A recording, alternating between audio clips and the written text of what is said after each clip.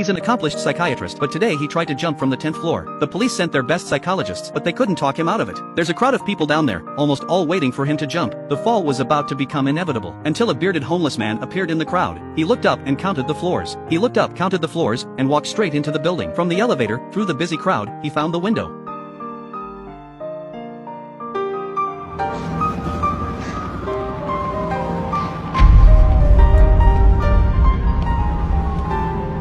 Sai de perto de mim. Eu vou me jogar. Eu vou me matar. Ei. Eu tô comendo aqui. Quer parar de atrapalhar a minha refeição? The hobo not only sat there, he kept encouraging him to jump. Pula aí. Não é isso que você quer? The psychiatrist thought he must be crazy and decided to ignore him. He didn't realize that the homeless man was still yapping away. He said that everyone who commits suicide is a murderer. They kill themselves first, then they kill those who love them. Cala a boca! The psychiatrist couldn't stand that. In a trance, he pulled out a crumpled photo. That's his son on it. Then he thought of the pain he was going through. The doctor gets emotional again. Não sabe o que eu perdi. E você não sabe o que eu já perdi. The hobo talks about emotions and philosophies, and the doctor's emotions are slowly calmed by his incessant speech. He realizes that the emptiness beneath his feet is frightening, and the hobo notices his fear. He knew it was also a desire for life. He slowly approached the doctor. Os suicidas não querem se matar. Querem matar a sua dor. Mas se você realmente quer fazer isso, vá em frente. Mas essa será uma decisão sua.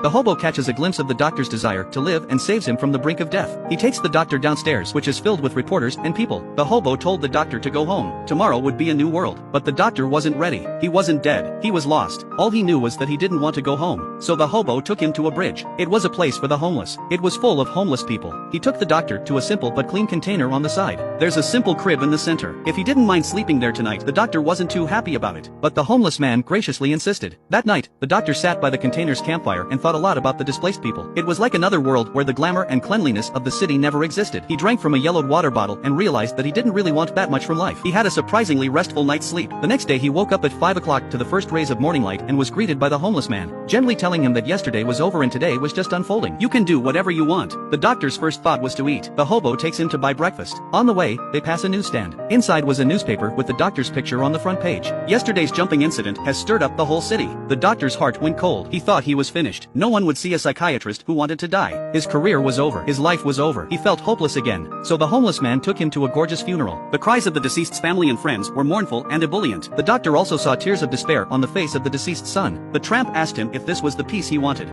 This homeless man broke into a rich man's funeral and watched everyone burst into tears. Suddenly, he asked loudly, Que desespero é esse, gente? They looked at him in amazement and forgot to cry for a while. The hobo said, this kind of grief doesn't help the living or the dead, because you, the living, let the dead die where he should have lived. That is, in your hearts. He asked the crowd what the dead had done to them. He said that funerals are places where tears can be shed, but more importantly, Uma homenagem para quem partiu. when he's finished he asks the crowd who this man really was. The first answered he was a good man, the second answered he was loyal. Some said he was never a broken man, and his son said his dad was his best friend. The cries at the funeral slowly turned to praises and memories. The vagabond saw a hint of relief. He looked over his shoulder and went to the luxurious coffin. He leaned down on the dead man's face, as if saying goodbye to him. Me perdoa, meu amigo. The man lying in the luxurious coffin was once the tramp's best friend. He was also his subordinate when he was a rich man. At that time, the tramp was still the president of an investment company, and he believed that business was like a battlefield. Only data is the best friend. So he marginalized his weakest but most loyal friend. Instead, he hired an ambitious man who dared to make empty promises. Because of the market conditions, the ambitious man asked him to lay off his staff, a layoff that would put 1,500 families out of work. The well-meaning friend couldn't bear to come to the tycoon and plead for mercy, so he fired his best friend on the spot. Over the years, they didn't speak again, until now, when the old friend is dead and memorialized by many. He's alive and alone. How did the drifter go from being a tycoon to what he is now? Well, years ago, he found out that an ambitious man was embezzling from his company and confronted him. The day of the confrontation was his lovely daughter's graduation, and he missed her performance. His daughter was crying so hard that his wife was furious. When the tycoon returned to his mansion at night, his wife and daughter were already asleep, and the tycoon felt guilty when he saw their sleeping faces. But he always felt that there was a chance to make up for his regrets. Later, he promised to take his wife and daughter on a trip just before boarding his private jet. His phone rang again. His wife begged him not to answer it, but the tycoon didn't listen. In the end, he once again failed to keep his promise and left his family. That same day, he didn't expect that his plane would be bombed by his enemies or perhaps by his own people. It was meant to kill him. Instead, it took away the love of his life. From then on, the tycoon went mad and was hospitalized in a mental institution where no one knew what he had endured. But when he left the asylum, he seemed to have come to his senses, and he chose to be a vagabond. People who used to know him thought he was dead. Now he's a ghost without a name. 10 years is a short time for black hair to turn gray. The hobo who gave up his status as a tycoon looks as calm as if no time has passed. It's as if time has never passed. It's as if he's just opened his eyes and it's today. He said goodbye to his friends and left in silence. On his way back to his place with his new friends, he met a little boy. The boy had a purse on his arm that didn't belong to him. The homeless man chased after him and grabbed the boy before the security guard did. He holds the boy behind him. The security guard and the owner of the bag followed, and the homeless man begged them to let the boy go. Ele roubou minha bolsa. O primeiro a ser beneficiado pelo perdão é aquele que perdoa, não o perdoado.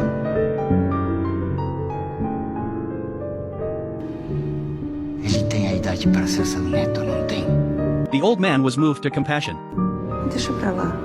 The boy hands the bag back to the owner. With a few simple words, the homeless man resolved the conflict and saved a child's soul. Boa sorte, meu filho.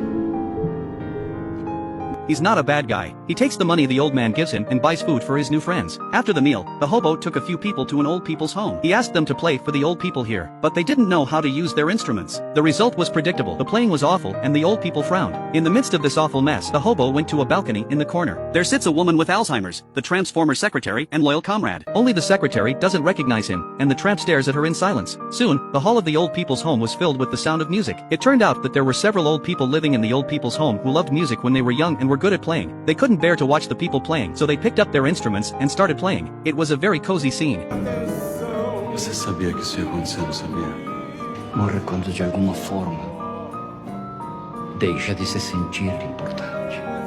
They had stopped picking up their instruments, but now they did. The vagabonds wanted to give a moment of value to these old men who were dying. To the sound of their music, the secretary briefly regained her senses. She looks at her former friend and she sheds tears of sympathy and emotion. In the past 2 days, the homeless man had already saved many people, but he didn't want to stop there. He wanted to save more and more. Those who are confused, anxious and numb. So he began his plan for the whole community. He wanted to be a dream seller. And the more people he could sell this now scorned dream to, the better. The homeless man asked a soul-searching question. Será o homem mais rico do cemitério. In front of him were all wealthy entrepreneurs. They could see that the homeless man was trying to spread chicken soup and their faces showed disdain. But then the hobo asked them all, who gets headaches all the time? Someone raised their hand. Who wakes up tired? Who can't stand slow movers? Who gets angry at the slightest thing? Everyone raised their hands. It's true, these successful people are glamorous on the outside, but in the time, they don't know it. They've suffered a lot of pain. Many of them don't have much faith in happiness in life. The homeless man told everyone that he used to be an entrepreneur too. In an office building overlooking the city, he made and lost millions of dollars every day. But the more money he made, the more this pain in him grew. He asked another soul-searching question. Didn't he say that he would be happy when he reached the peak of capitalism? But where is happiness? The tramp asked everyone to take a closer look at the lines of epitaphs on the tombstones. Almost all of them were written by friends and relatives of the deceased. The only people who remember the dead, whether poor or rich, are those who loved them dearly. The vagabonds say they were driven by greed and ambition and sacrificed more and more important things that are necessary to be born. When the merchants had gone, the tramp came to an ornate black tombstone. His name was engraved on it. Buried in the grave were the relics of his wife and daughter. He knew what he had missed could not be undone, but some had a chance. He persuades the psychiatrist he accidentally saved after he tried to die. He told him to go home. He cheered him on to stop running away and face his problems. When the doctor returns home, he's beaten by his wife. It turns out that his beloved son has also disappeared during his absence. His wife blames him for everything, and his guilt is so strong that the doctor chooses to run away again. He went back to the homeless gathering place, taking over the homeless man's crib, and fell into a deep sleep there, until a TV employee woke him up. They came to invite the bursting homeless man to appear on the program. The doctor knew the hobo wouldn't agree, but he couldn't resist the TV station's invitation. He wanted to find his son so badly that he looked to the station's airwaves to get him back. He tried to persuade the homeless man to appear on TV. Eventually, the homeless man agrees. At the TV station, he met his former partner, the same ambitious man who stole money from his company. This partner is now more successful but has a deep-seated fear of the bum. He knows there's no way he can take his job or his money now, but he still wants to put him out of business. So on the program, this treacherous ambitious man, in cahoots with the network, to show a video of the tramp going crazy in a mental institution. The hobo's fans were shocked to learn that their mentor was a madman. On stage, the homeless man turned around after watching the video. He didn't argue. Talvez eu seja tudo isso mesmo. Tudo isso e muito mais. Mas quem não tem suas loucuras? He sincerely apologized to the fans who loved him wrongly and admitted all his crazy actions. He confessed his remorse. At the time, he despised doing nothing. Now he realizes that there is something to be said for doing nothing. He told the people watching the show to cherish the daily glimmers. Don't forget the things that make you happy for the sake of success. With that, the hobos walked off the stage, and the doctor went after them to apologize. Você não me traiu, Júlio César. Você traiu a si mesmo. The hobo disappeared into the crowd. No one saw him again. The doctor continued to look for his son, but found nothing. Until one day, he saw his son on TV. His son was standing outside his office window, where he was about to jump a few days before. He knew his son wanted to help him finish dying. The doctor flew in, and like the homeless man who saved him, he climbed out the window to his son and begged him not to jump. The son accuses like him, tells him, that every expectation he had of him had become a heavy burden. He couldn't be the perfect man his parents wanted him to be. Eu te decepcionei todas as vezes, né, pai? Me perdoa, filho. Me dá uma chance. In desperation, he took one step forward in his life. Eu me jogo primeiro. O que você disse? The doctor's gesture shook the son. He grabbed his father and hugged him. The doctor, in the way he was taught by the dream seller, lowered his height and stepped into the abyss where his son was. He told him with his eyes and his actions that this abyss, this despair, he too had been there. But that's just a comma in life. He was willing to accompany his son to continue to face the bitterness of life. With a different posture, father and son embraced each other tightly. Out of nowhere, the doctor saw the homeless man downstairs again. That dream seller, with a smile on his face, walked into the crowd again.